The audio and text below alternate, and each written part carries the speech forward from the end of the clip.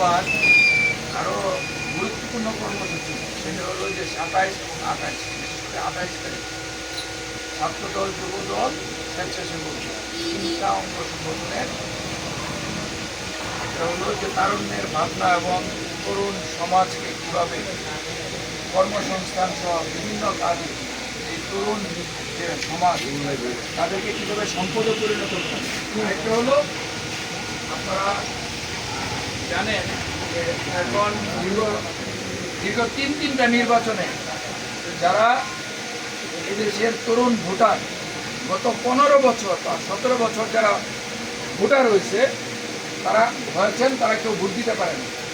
এই যে একটা বিশাল জনগোষ্ঠী, আপনারা এই 18 থেকে 29 বা 30 বছর বয়সী ভোটারের সংখ্যা শতকরা হইল কত ভাগ বলতে পারেন? শতকরা প্রায় 55 ভাগ। বুঝতে পারছেন? তাহলে এই যে তরুণ ভোটার যারা নতুন ভোটার হয়েছে, বিশেষ করে গত তিনটা নির্বাচনে তারা কেউই ভোট দিতে পারে না। তো তাদের ভোটে কিন্তু সামনে সরকার, কারা সরকারে যাবে তারা হবে মূল নির্ধারক। যারা প্রবীণ আছেন, অনেকেই আছেন যে বিএনপি করেন, বিএনপিকে জানে যে ভোটটা দিবে, কিন্তু যারা নতুন প্রজন্ম আছে তারা কিন্তু মা বিএনপি করলে বিএনপিতে ভোট দেবে এরকম কিন্তু সব ক্ষেত্রে না। যেরকম আমার বাবা বিএনপি করতো, আমার বাপের কাছ থেকে রাজনীতির যে আমি স্পিরিটটা, চেতনা বা আদর্শটা আমার বাপের কাছ থেকে আমি পেয়েছি। কিন্তু এখনকার প্রজন্ম কিন্তু তারা একটু সচেতন। তারা সাদাকে সাদা বলে, মন কালাকে কালা বলে। তারা কিন্তু অনেক মেরিটোরিয়াস, মেধাবী। যেরকম আমার মেয়ে সেই বিশ্ববিদ্যালয়ে পড়ে, সেও এই জুলাই আন্দোলনে ছিল। আমি পালায়া ছিলাম এক বাসায়, তার মারে বলে গেছি যে মেয়ে যেন না বের হয়, ঘর থেকে যেন না বের হয়, কিন্তু তার মা কিন্তু ঘরে আটকে রাখতো। সে ওই যে দেয়াল লিখন এটা ওইটা বিভিন্ন বিশ্ববিদ্যালয়ে সে তার মাকে বলছে যে না, এটা আমাদের দেশের, তার সহপাঠীরা আন্দোলন করতেছে, সে ঘরে বসে থাকবে, এটাই দেশের জন্য, এই দেশ, এই ধ্বংসপ্রাপ্ত দেশ বিনির্মাণের আন্দোলন। এটা হলো এই যে দেশের, তারা যে এই যে দেশের এটা, তারা কিন্তু কিছু চায় না। আমাদের মধ্যে যারা অনেকে থাকতে পারে হয়তো শতকরা 1 ভাগ বা 1 ভাগেরও কম, আর 99 ভাগ মানুষই কিন্তু দেশকে ভালোবাসে, দলকে ভালোবাসে, তারা কিছু চায় না, অর্থ সম্পদ, টাকা পয়সা কিছু চায়। ঠিক তেমনি এখন যারা শিক্ষিত ছাত্র যুবকরা আছে তারাও কিন্তু আসলে রাজনীতি থেকে কিছু আশা করে। তারাই কিন্তু মূল নিয়ম হবে সামনের নির্বাচনে, তারাই হবে মূল নিয়ম। এরকম আমি বললাম আমার মেয়ে মধ্যে আমরা বিএনপির যদি কেউ একটা ভুল কথা বলি বা ভুল কাজ করি, সেটা কিন্তু দেখে আমরা কিন্তু ভুলটা কিন্তু বুঝতে পারি। ইভেন আমিও যদি একটা ভুল কথা বলি বা ভুল কাজ করি, হয়তো আমার ভুলটা আমি বুঝতে পারি না, কিন্তু দেখলাম যে আমি প্রথমে মনে করতাম যে ও কি বুঝে, এখন দেখি যে আমার মেয়ে অনেক ক্ষেত্রে তার যে দর্শন বা তার যে ব্যাখ্যা বা তার যে বিশ্লেষণ, যে কোনো একটা ঘটনা বা যে কোনো একটা বিষয়ে অনেক ক্ষেত্রে অনেক ম্যাচিউর, অনেক ভালো চিন্তা। এখন এই জন্য এই প্রজন্মকে আপনাদেরকে গুরুত্ব দিতে হবে। তাদের যে ভাবনা, এইটা বোঝার জন্য আমাদের মাননীয় ভারপ্রাপ্ত চেয়ারম্যান তারেক রহমান তারুণ্যের ভাবনা, হ্যাঁ, এবং তাদের জন্য কিভাবে কি করা যায়, তারা কি ভাবতেছে সেইটা জানার জন্যে এই যে এর আগে তারুণ্যের সমাবেশ করছে, এখন বিভিন্ন সেমিনার করতেছে, তাদের বক্তব্য শুনতেছে, তাদের সম্পর্কে জানতেছে, তাদের কি চিন্তা ভাবনা এই দেশকে নিয়ে, এই রাষ্ট্রকে নিয়ে, আগামী এই দেশ নির্মাণে তাদের কি চিন্তা ভাবনা, সেটা আমাদের পার্টি খুব গুরুত্বের সহকারে নিয়ে তাদের ভাবনাগুলি জানার চেষ্টা করতেছে এবং এই তরুণ সমাজকে কীভাবে সম্পদে পরিণত করা যায়, কীভাবে কর্মসংস্থান করা যায়, এই দেশে অনেক বেকার আছে, সেগুলি নিয়ে করতেছে। এবং তরুণ প্রজন্মের তরুণ ভোটারদেরকে বাইরে রাখা আমরা কোনো কিছু করতে পারবো না। তো এটা হলো যে 28 তারিখ ঢাকায় সমাবেশ, ঢাকা বিভাগ, ময়মনসিংহ বিভাগ, ফরিদপুর বিভাগ, কুমিল্লা বিভাগ। ঠিক আছে? তো এইটা ঢাকায় যেটা হবে সমাবেশটা, এটা হলো একটা জনসমুদ্র হবে, সমাবেশ না, জনসমুদ্র, বুঝতে পারছেন? তো আপনারা সেই জনসমুদ্রে সবাই সামিল হবেন, সবাই অংশগ্রহণ করবেন। আমরা মিছিল নিয়ে যাব, তারপর অঙ্গ সংগঠনের ভাবে তাদের অঙ্গ সংগঠনের জায়গায় চলে যাব। আমরা আগে মিছিলটা করে ফেলবো, বিএনপি এবং অঙ্গ সংগঠন সবাই মিলে। তারপর যুবদলের জায়গা, ছাত্রদলের জায়গায়, স্বেচ্ছাসেবক দলের জায়গায়, এরকমভাবে অঙ্গ সংগঠনগুলো অঙ্গ সংগঠনের জায়গায় চলে যাবে। আবার আমরা থানার আমাদের আলাদা একটা মিছিল করতে হবে। আবার জেলা বিএনপি, ওরা নিশ্চয়ই জেলা বিএনপি অথবা ময়মনসিংহ বিভাগের বিএনপি কীভাবে এই নির্দেশনাটা আসবে, আমাদের নেতৃবৃন্দদের সাথে আলাপ আলোচনা চলতেছে সুশৃঙ্খলভাবে। আপনারা ধরেন হাজার হাজার মানুষ গেলে কেউ এইদিকে আমাদের কপটাও পাগলার আমরা তো দীর্ঘদিন 17 বছর রাজনীতি, আমরা এই বাবেল বা এই জুলুমের কারণে, আওয়ামী লীগের সন্ত্রাসী কর্মকাণ্ডের কারণে আমরা কিন্তু সবসময় রাজনৈতিক কর্মকাণ্ডটা, সাংগঠনিক কর্মকাণ্ডটা সঠিকভাবে পরিচালনা করতে পারি না। এই জন্য আমাদের মধ্যে শৃঙ্খলার একটু ঘাটতি আছে। আমরা যদি ধরেন রেগুলার মিছিল, মিটিং, সাংগঠনিক চর্চার মধ্য দিয়ে যদি 17 বছর নিয়মিত করতে পারতাম, তাহলে আরও সাংগঠনিক শৃঙ্খলা আমাদের মধ্যে থাকতো। আবার আমাদের মধ্যে অনেক বক্তা তৈরি হচ্ছে, ওই যে মানে চর্চার মাধ্যমে। তো এখন অনেকে দেখা গেছে যে এখন যারা তরুণ প্রজন্ম বিভিন্ন অঙ্গ সংগঠন করে দেখা গেছে 1 বছর একটা বক্তৃতা দিতে পারে না, তারা বক্তৃতার সুযোগ পায়, কারণ মিটিং ওইভাবে ঢাকায় হয়েছে। আমরা তার মধ্যে আমরা এই কান্দিপাড়া, পাগলায় বা বিভিন্ন জায়গায় মিটিং করছি, হামলার শিকারও হয়েছি, তারপরে আমরা করছি। ঘটনা হলো আমরা যে দীর্ঘ সময় নিয়ে একটা মিটিং করবো, এই অঙ্গ সংগঠনের অমুক বক্তব্য দেবে, তুমুক সে বক্তব্য দেবে প্রতিটা অঙ্গ সংগঠন বিএনপির নেতারা, সেটা কিন্তু আমরা এতদিন পারি নাই। তো এখন আবার 5 তারিখের পরে আপনারা সবাই সেটা পারতেছেন। তারপরে অনেক সময় দেখা গেছে যে সবার বক্তব্য দেওয়ার সুযোগ হয় না। এখন হলো যে আমাদের একটি সুশৃঙ্খল সংগঠনে পরিণত করতে হবে বিএনপি এবং অঙ্গ সংগঠনকে, এবং শৃঙ্খলার মধ্য দিয়ে, যাতে কোনো রকম বিশৃঙ্খলা না হয়। আর এটা হলো একটা, প্রথম হলো আমাদের শহীদ জিয়া শাহাদত বার্ষিকী, এটা 30শে মে। এখন আপনারা আপনাদের মতামত দিবেন। এই প্রোগ্রামটা 30শে মের প্রোগ্রামটা সকালবেলা হবে দলীয় পতাকা, কালো পতাকা উত্তোলন, ঠিক আছে? মানে আর হলো দলীয় পতাকা অর্ধনমিত না, জাতীয় পতাকা অর্ধনমিত করা হবে সকাল 6টা। আর হলো দলীয় পতাকা, ঠিক আছে? কালো ব্যাজ দ্বারা শহীদ জিয়া শাহাদত বার্ষিকী। তারপর হলো যে আপনার দরিদ্রদের মাঝে কাপড় বা খাবার বিতরণ, ঠিক আছে? এই প্রোগ্রামগুলি কীভাবে সুন্দর সুষ্ঠুভাবে করা যায়, আপনারা আপনাদের সুনির্দিষ্ট মতামত দেবেন। এটা হলো 30শে মে, ঠিক আছে? এর আগে আমাদের এই যে কালকে আমরা এই শহীদ জিয়ার শাহাদত বার্ষিকী উপলক্ষে কালকে আমাদের কর্মসূচি শুরু হতে হবে। যে কান্দিপাড়া যে কেন্দ্রীয় জামে মসজিদের যে পুকুর আছে, বিরাট বড় একটা পুকুরটাতে, এটা আমাদের মাননীয় ভারপ্রাপ্ত চেয়ারম্যানের নির্দেশনা। হ্যাঁ, আমি আপনাদেরকে বলি, উনি একটি কর্মসূচি, এটা এখনো প্রেস রিলিজ দেয় নাই, প্রেস রিলিজ দিয়ে দেবে। ওনার সাথে আমাদের নেতৃবৃন্দ, কেন্দ্রীয় নেতৃবৃন্দদের মিটিং হয়েছে। এটাতে যুগ্ম মহাসচিব এবং বিভিন্ন বিভাগের সাংগঠনিক সম্পাদক সহ সাংগঠনিক সম্পাদকরাও ছিলেন। নির্দেশনাটা হলো এই খাল খনন, আমাদের মহান স্বাধীনতার ঘোষক শহীদ রাষ্ট্রপতি জিয়া রহমান এবং দলের প্রতিষ্ঠাতা খাল খনন কর্মসূচি হাতে নিয়েছিলেন। খাল খনন কর্মসূচি পালন করা স্বেচ্ছাশ্রমের ভিত্তিতে, ঠিক আছে? আমি নেতা, আমিও থাকবো সেটাতে, যারা আমাদের সহকর্মী আছেন বিএনপি এবং অঙ্গ সংগঠনের সবাই থাকবে। আর হলো খাল খনন করে খালের 2 পাশে গাছ লাগানো বৃক্ষরোপণ। তো এখন খাল খনন কর্মসূচি, যেরকম আমি এই যে কান্দিপাড়া আব্দুর রহমান কলেজের পুকুর খনন করে পার বেঁধে গাছ লাগাবো, সে কর্মসূচি নিয়েছিলাম। কিন্তু এখন আবার বৃষ্টিতে পুকুর অর্ধেক ভরে গেছে, পার অর্ধেক বানছি, কিন্তু বাকিটা আর পারতেছি না। এখন যদি কোনো জায়গায় যদি মানে বর্ষাকাল চলে আসছে, যদি খাল যদি খনন করার মতো অবস্থা না থাকে, তাহলে খালের কচুরি পানা বা খাল পরিষ্কার করে, ঝুপঝাড় পরিষ্কার করে 2 ধারে গাছ লাগানো। এখন আমরা কালকে শুরু করবো সকাল 10টায় কান্দিপাড়া কেন্দ্রীয় জামি মসজিদ, এটার পুকুরে কচুরিপানা ঝুপঝাড়ে ভরে গেছে। আমি নিজেও থাকবো, আমি নিজেও পুকুরে নামবো, আপনারা সবাই কালকে থাকবেন।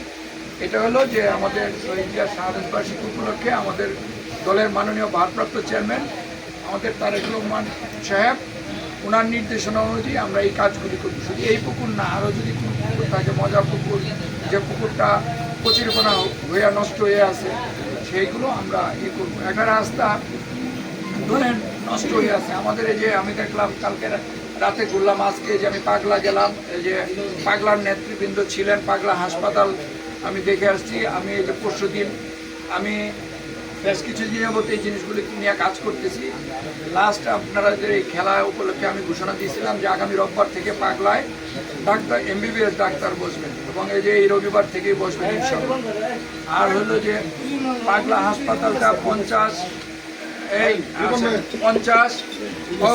থেকে 100 শয্যা হাসপাতালে পরিণত করার জন্য কাজ করতেছি, আপনারা দোয়া করবেন।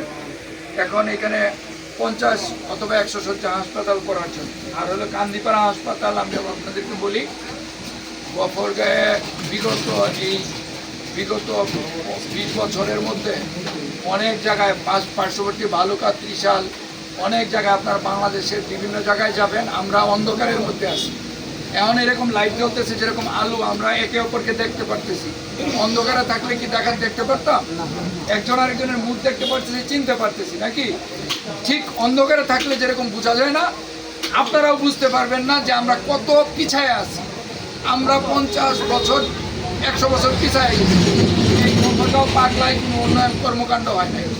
আপনারা আপনার পার্শ্ববর্তী থানাগুলিতে ঘুরেন, যায় দেখেন ওইখানে হাসপাতালের কী অবস্থা। গফরগাঁও হাসপাতালে কোনো মেশিনারিজ ছিল না, সব নষ্ট। এক্স-রে মেশিন থেকে শুরু করে যত মেশিনারি যন্ত্রপাতি আছে সব নষ্ট ছিল। তারপর আমি উপজেলা স্বাস্থ্য কর্মকর্তা যিনি জয়েন করার আগে ওনার সাথে আমার কথা হয়েছে, আমি বললাম যে আপনি গিয়ে দেখবেন যে হাসপাতালতে কী কী নাই, কী কী লাগবে।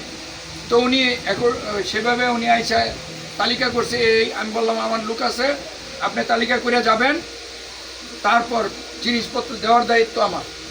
তারপর আলহামদুলিল্লাহ আল্লাহর রহমত উনি তালিকা করে গেছেন, যাই বলছেন আমি অমুক স্যারের রুমের সামনে আছি।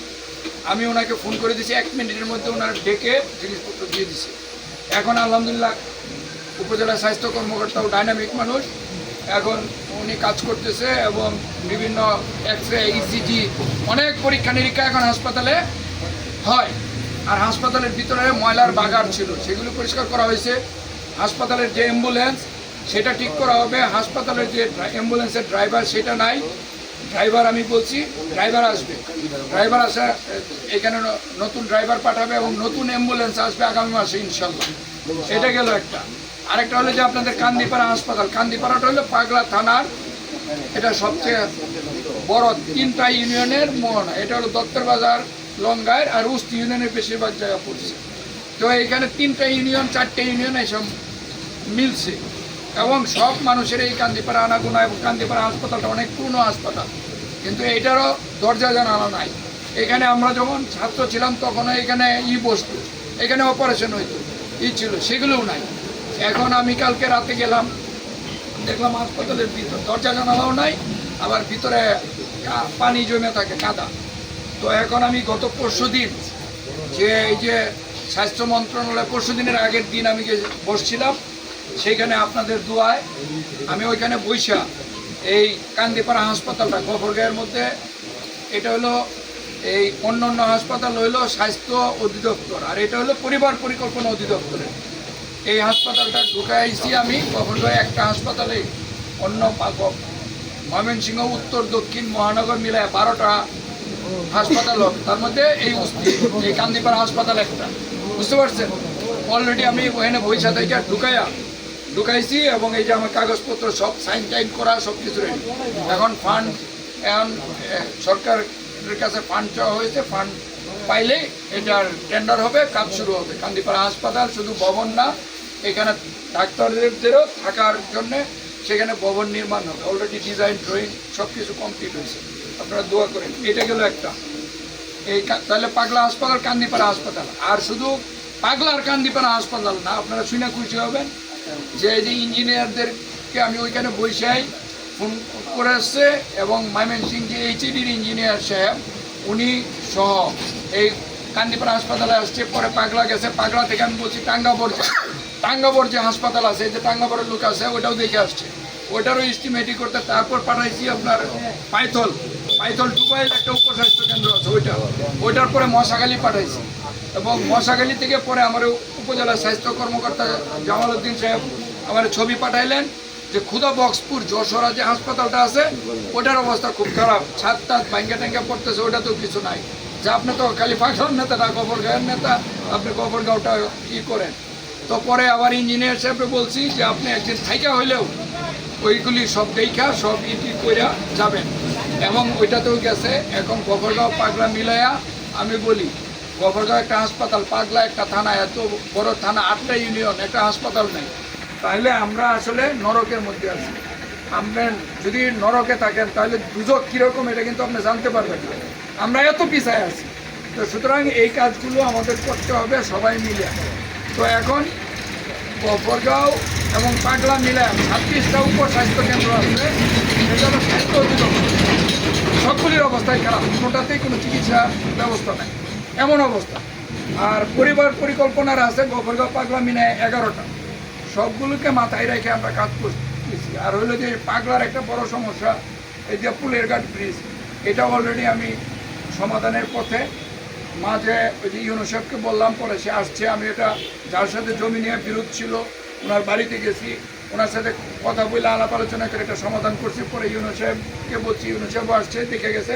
ওই যে পাগলার নেতারা ছিল, এটা হলো সড়ক ও জনপথের, ওইখানের ইঞ্জিনিয়ার আসছিল, ওইখানে রিকুইজিশন দেওয়া হয়েছে এটা, এবং ওই যে এরপরে যে ব্রিজ কদমতলি সেটারই হবে। এখন আমি কান্দিপাড়ার চারপাশে আমি বিভিন্ন দপ্তরে কথা বললাম, এবং ইউনো মহোদয় সাহেবের কথা বলছি। কান্দিপাড়া আসলে পৌরসভা না হইলে এই যে এত সমস্যা সমাধান আসলে খুব কঠিন। এখন এই যে এখনও আমি বৈশাখী যে ইউনো সাহেবের সাথে আপনাদের কথা বলছি, এই যে হাসপাতালের ভিতরে পানি জমে থাকে, আর এই যে আলিমুন্নাসা গার্লস স্কুলের সামনে যে পানি কি অবস্থা, বাজারে কালকে ঢুকলাম দেখলাম খুব খারাপ অবস্থা। এই সমস্যাগুলো আপনারা এই যে এই দিকটা যে রাস্তাটা গেছে কাঠমল দিয়ে, অনেক পুরনো রাস্তা, এই রাস্তাটার অবস্থা চলাচলের অনুপযোগী।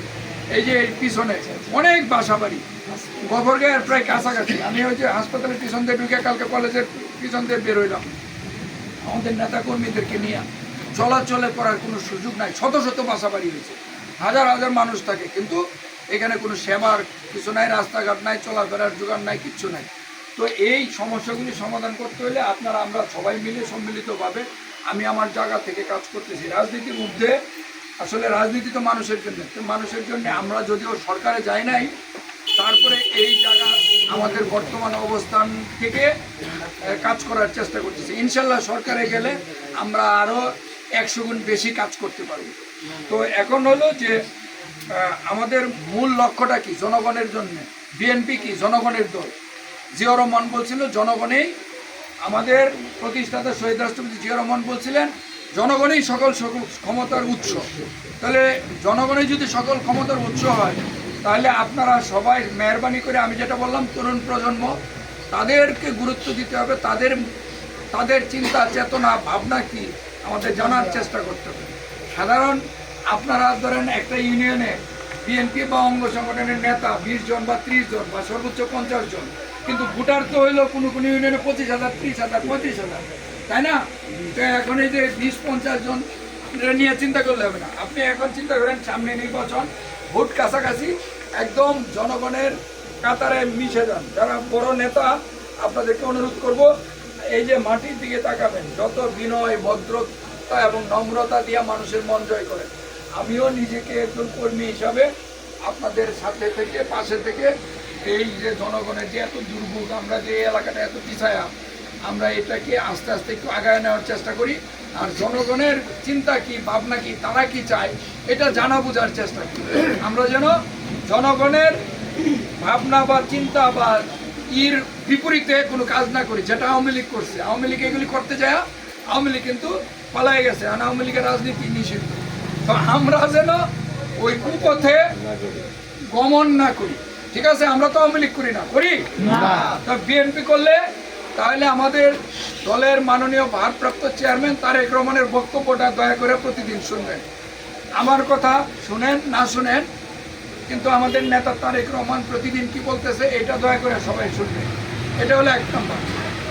আর একটা হলো আমাদের নেত্রী দেশনেত্রী বেগম খালেদা জিয়া, বিএনপির যে বর্ধিত সভা হয়েছে, উনি অসুস্থ থাকা অবস্থায় ওখানে বক্তব্য দিচ্ছেন, একটা কথা বলছেন, দয়া করে আপনারা এমন কিছু করবেন না যাতে আকাঙ্ক্ষার বিপরীতে যায়, জনগণ যাতে আপনাদের উপর মনক্ষুণ্ণ।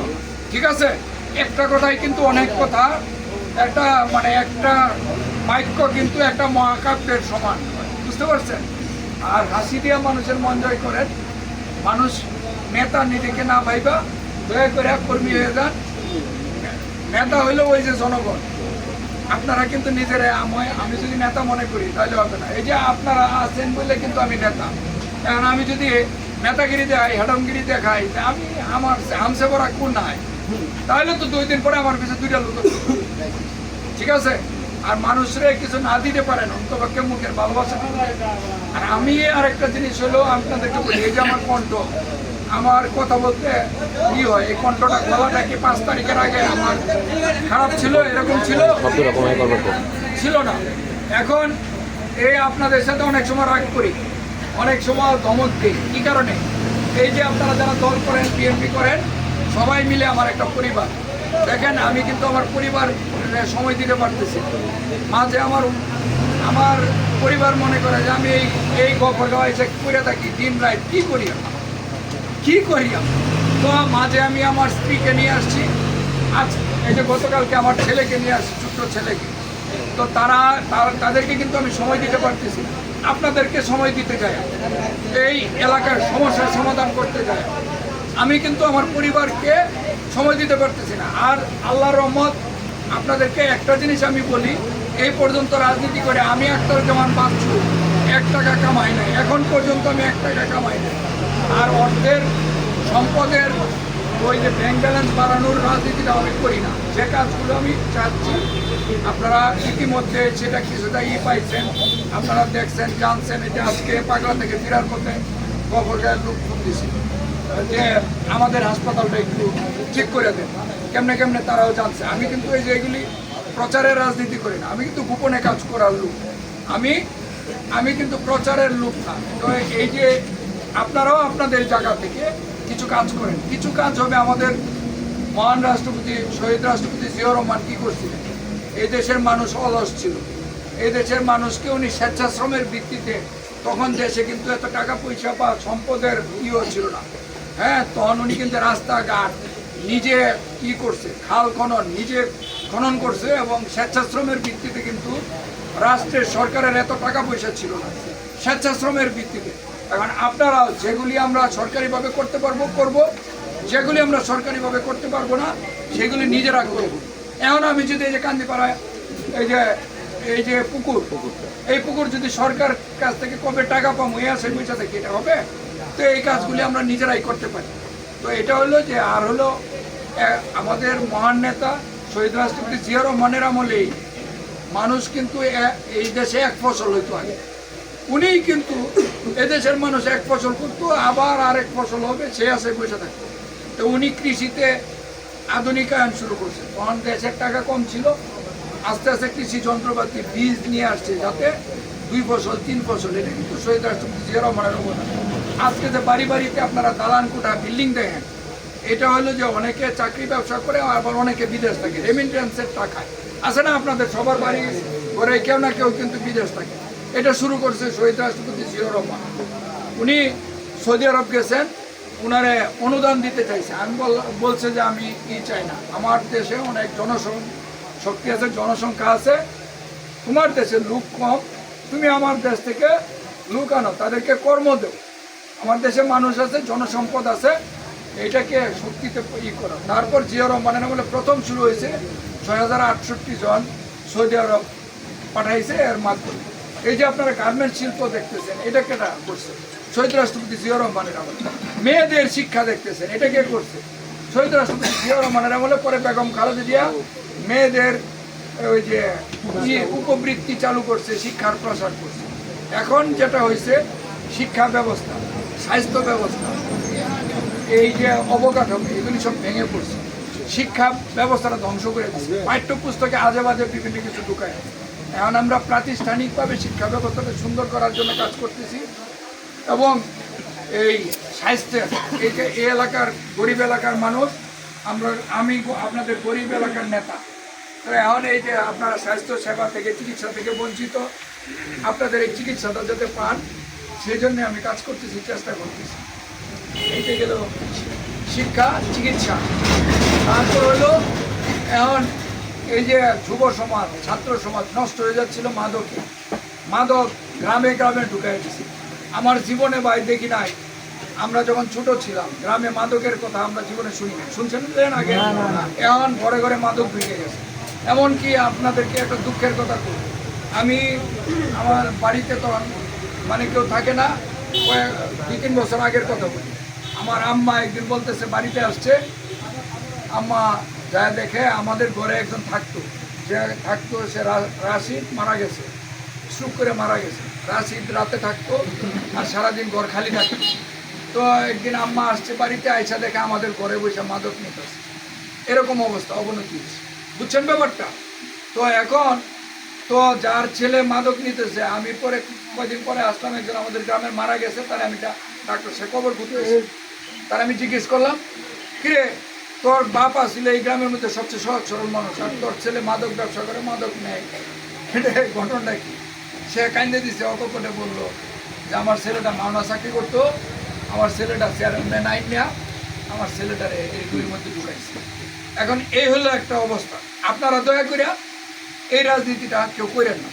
মাদক যেখানে আছে ছবি তুলে ভিডিও করিয়া প্রশাসনের কাছে পাঠাবেন, আমার কাছে পাঠাবেন।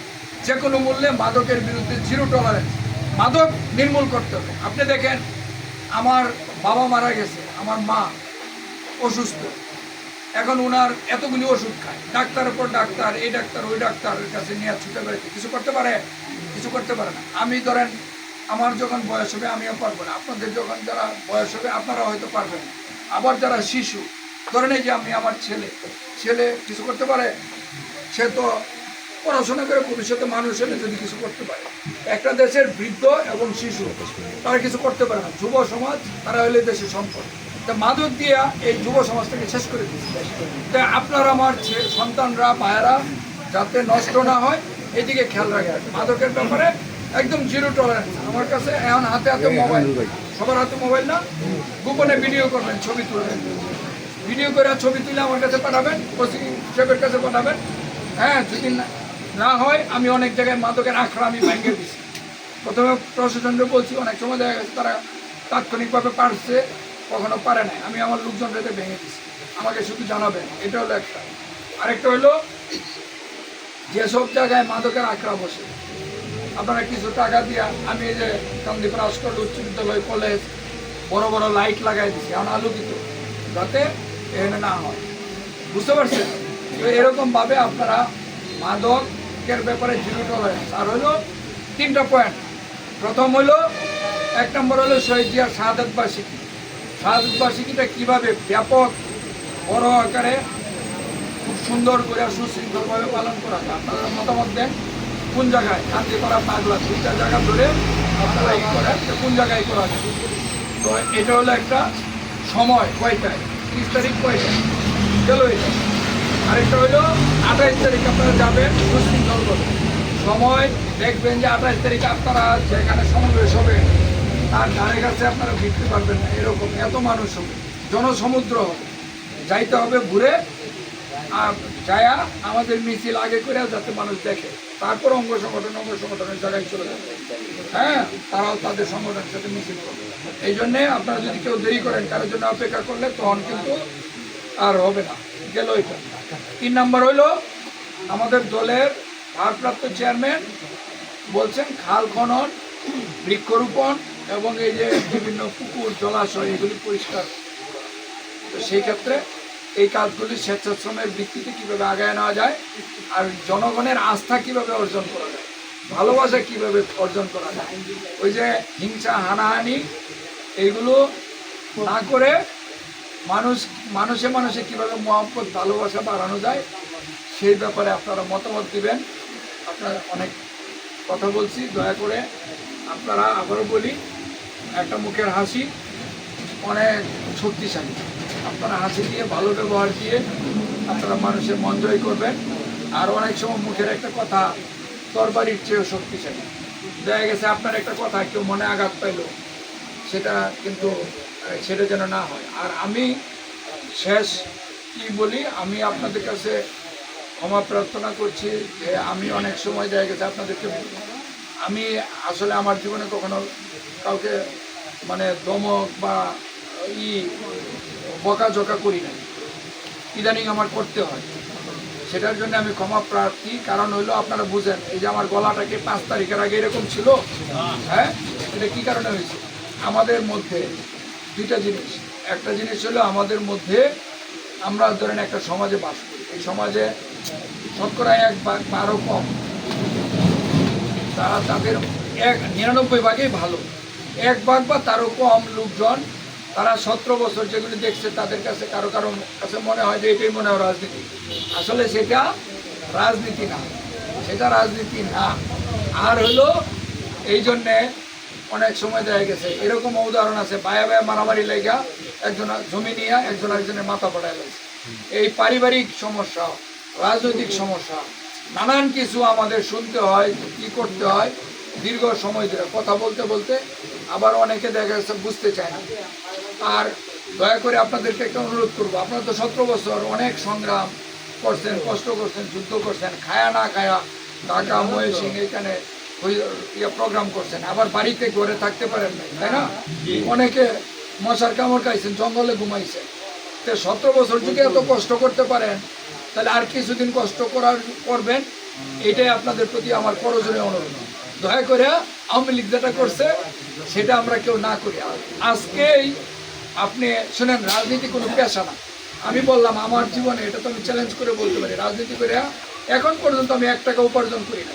এটা একটা আদর্শিক ব্যাপার, এটা হলো ভালোবাসা, দলের আদর্শকে ভালোবাসা আপনি করেন। আর আপনারা দয়া করে আজকে কেউ ওই যে আওয়ামী লীগ হেরে মাইরা হেরে কাটতে বড় লোক হয়েছে, বিচার সালিশ করে, দেন দরবার করে, ধান্দা করে, চান্দা নিয়ে, দখল করে, এগুলি করে টাকা পয়সা উপার্জন করছে। আওয়ামী লীগের ইজ্জত কি বাড়ছে ভাই? তারা টাকা পয়সা কামাইছে, আর এরকম ধান্দা চান্দা করে 2 নম্বরই করে এরা পালাই গেছে না? তাহলে আপনি কে লেগে ওইটার রাজনীতি মনে করবেন? বা আমাদের মধ্যে কেউ যেন এগুলি কইরা বড় লোক হইতে হবে, এই চিন্তা কারো মধ্যে যেন কাজ না করে। দয়া করে আপনারা এইগুলি মাথায় না নিয়ে, সবাই রাজনীতি কোনো পেশা না, এটা কোনো জীবিকা উপার্জনের কোনো হাতিয়ার না। আপনারা যার যার ব্যবসা কর্ম করবেন, রাজনীতিটাও করবেন। এটা হলো একটা আদর্শিক ব্যাপার। শহীদ রাষ্ট্রপতি জিয়াউর রহমান একজন আদর্শিক মানব, না মহামানব ছিলেন। তা না হইলে এই দলটা এইভাবে কিন্তু হইতো না। উনি মাত্র অল্প কিছুদিন দল করছে, দেশ শাসন করছে 3.5 বছর, 4 বছর। এর মধ্যেই এই দেশের মানুষের হৃদয়ে শহীদ রাষ্ট্রপতি, এই দেশের মানুষের হৃদয়ে বহমান শহীদ রাষ্ট্রপতি জিয়াউর রহমান। মানুষ মন থেকে খাস দিলে দোয়া করে। কি কারণে? উনি কি টাকা পয়সা কামাইছে? না, মানুষে দেখছে যে লোকটা ভালো, সৎ। সততার যে নিদর্শন শহীদ রাষ্ট্রপতি জিয়াউর রহমান স্থাপন করে গেছে, সেটাকে অনুসরণ করেন। আমাদের নেত্রী বেগম খালেদা জিয়া এবং আমাদের নেতা তারেক রহমানের নির্দেশনাগুলি অনুসরণ করেন, এবং আমরা যাতে জনগণের ভোটে আগামীতে বিএনপি সরকার যদি প্রতিষ্ঠিত হয়, এইটুকু শুধু আপনাদেরকে বলি, বাংলাদেশ আগায়া যাবে, আপনারা কেউ পিছায় থাকবেন। আপনারাও, আপনার পরিবারে একজনের চাকরি হইলে তো আপনি আগায় গেলেন। আপনি যদি একটা ভালো ব্যবসা করতে পারেন, আপনি আগায় গেলেন, দেশ আগায় যাবে, আপনিও আগায় যাবেন, আপনি পিছায় থাকবেন। কিন্তু রাতারাতি আমাদের হাতে কোনো আলাদিনের চেরাগ নাই। রাতারাতি এত বছর কষ্ট করছেন, আর কিছুদিন কষ্ট করেন, ইনশাল্লাহ আল্লাহ যদি বাঁচায় রাখে। এখন তো আমরা নিঃশ্বাস নিতে পারতেছি না। এখন তো আমাদেরকে কেউ আগে বাজারে আসতেন, ওই যে উমুক এই দিকে বাড়ি মারবো, মাথায় বাড়ি মারবো না, কি করবো, এই চিন্তা করতে হয়েছে না? হ্যাঁ, এখন তো এই চিন্তা করতে হয় না। বুকটা ফোলায় এখন ঘুরতে পারতেছে নাকি, বাড়িতে ঘুমাইতে পারতেছে। তো এটাই শুক্রিয়া আদায় করেন।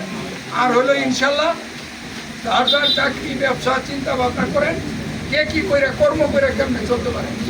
আর হলো ওই কাউকে কাউরে মাইরা কাউরেই করিয়া দখল চান্দাবাজি দান্দাবাজি এইগুলো যাতে এই চিন্তাটা কারো মাথায় কাজ না করে। ইনশাল্লাহ বিভিন্ন দেশে উন্নয়ন কর্মকাণ্ড হবে, বিএনপি ক্ষমতায় গেলে এই উন্নয়ন কর্মকাণ্ডে আপনারাও সম্পৃক্ত থাকবেন। আপনারা সবাই ভালো থাকবেন। আপনাদের কারো অনেক সময় আমি ধমকাই বকাঝকা করি, সেটার জন্য আমি ক্ষমা প্রার্থী। আর আপনারা মনে রাখবেন এটা আমার জন্যে না, আমার জন্যে না, এটা দলের নির্দেশনা, হাইকমান্ডের নির্দেশনা পরিপালনের জন্যে আপনাদেরকে আমি, কেউ যদি ভুল করে সেই ভুলটা সংশোধনের জন্য আপনাদেরকে আমার পরিবারের একজন সদস্য হিসেবে, আমার ভাই হিসেবে, সহকর্মী হিসেবে আপনাকে আমি ধমক দেই, বকা দেই বা শাসন করি অধিকার নিয়ে, আমার নিজের জন্যে না। আমার কোনো এত করে মানে আমি আপনার প্রতি, আপনারা আমাকে এই যে ধমক বকাঝকা শাসন সহ্য করে এই পরিবারে আপনারা আছেন, আমাকে মায়া করে মহব্বত করে, সেজন্য আপনাদেরকে কৃতজ্ঞতা জানাচ্ছি। কারো মনে যদি কোনো কষ্ট আমার কথায় কেউ কখনো ধমকে শাসনে যদি পেয়ে থাকেন তাহলে আমি ক্ষমা প্রার্থনা করছি, আপনারা আমাকে ক্ষমা করবেন। আমি শুধু দলের নির্দেশনাটা পরিপালন করি, আমাকে হাইকমান্ড থেকে যে নির্দেশনাটা দেয় সেটা আপনাদেরকে পালন করার জন্য অনুরোধ জানাচ্ছি। আর আবারও আমি আমাদের মাননীয় ভারপ্রাপ্ত চেয়ারম্যান তারেক রহমানের বক্তব্যটা প্রতিদিন উনি বিভিন্ন জায়গায় বিভিন্ন প্রোগ্রামে কর্মসূচিতে বক্তব্য দিচ্ছেন, ওনার বক্তব্যের মাধ্যমে আপনারা দিক নির্দেশনা পাচ্ছেন, সেই নির্দেশনাগুলি আপনারা পরিপালন করবেন। সবাই ভালো থাকবেন। আগামীতে যাতে বাংলাদেশ জাতীয়তাবাদী দল বিএনপি সরকার প্রতিষ্ঠিত হয় সেই লক্ষ্যে আপনারা সবাই আন্তরিকভাবে কাজ করবেন। আপনাদের সকলকে ধন্যবাদ এবং কৃতজ্ঞতা জানাচ্ছি। এখন আপনারা সুনির্দিষ্ট 1 মিনিটে মতামত দিবেন যে কে কতজন নেতাকর্মী নিয়ে 30 তারিখ এবং 28 তারিখ ঢাকার প্রোগ্রামে কর্মসূচিতে উপস্থিত থাকবেন, আর হলো সময়টা কখন হইলে ভালো হয়, ঠিক আছে? এর বাইরে রাজনৈতিক বক্তব্য দিয়া মানুষের ধৈর্যচ্যুতি না ঘটায় কে কতজন লোক নেতাকর্মী নিয়ে উপস্থিত থাকবেন, এই প্রোগ্রামগুলি সফল করবেন সেটা বলবেন।